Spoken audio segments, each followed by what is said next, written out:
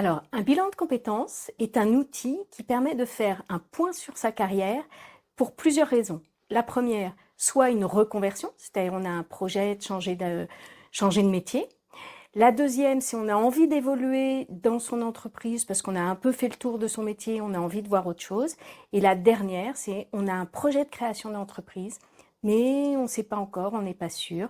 Donc, on va avoir un professionnel qui vous aide à réfléchir sur la prochaine étape de votre carrière. Alors, toute personne en activité, donc salarié ou demandeur d'emploi, qui a un projet d'évolution. 3 objectifs au bilan de compétences. Le premier, avoir un outil de négociation pour évoluer dans son entreprise. Donc avec un professionnel, on va réfléchir à quelles sont les évolutions possibles dans mon entreprise et quelles compétences je peux mettre en avant pour faire aboutir mon projet. Deuxième, on a envie de changer de métier. C'est ce qu'on appelle une reconversion.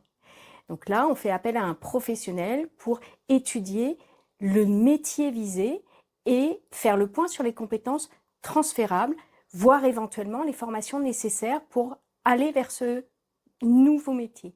Dernier point, j'ai envie de créer mon entreprise, mais j'ai qu'une idée floue. Donc on va voir un professionnel qui aide à formuler l'idée, trouver les bons acteurs économiques qui vont vous aider derrière à aller jusqu'au bout de la création de votre entreprise.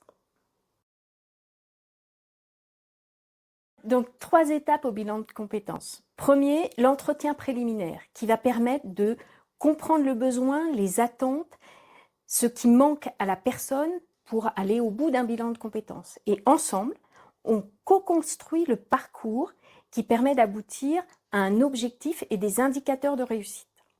Deuxième, l'étape d'investigation.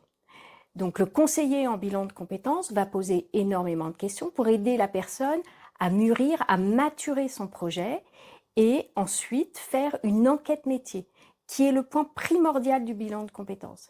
Cette enquête métier permet à la personne de valider ou d'invalider son projet. Dernière phase, phase de conclusion, c'est comme dans un entonnoir, on formalise le projet, on l'écrit, on fait une synthèse et on évalue le bilan de compétences.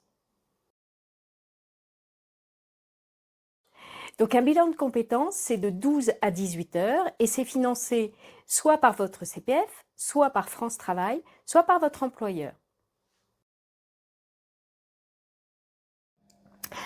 Pour réussir son bilan de compétences, il faut accepter de faire une introspection et de se regarder en profondeur. Également, d'aller présenter son projet à des professionnels du métier qui vont vous permettre d'invalider ou de valider votre projet. Et c'est la rencontre avec ces personnes, ces experts, qui vont aussi vous permettre de vous projeter dans votre futur métier.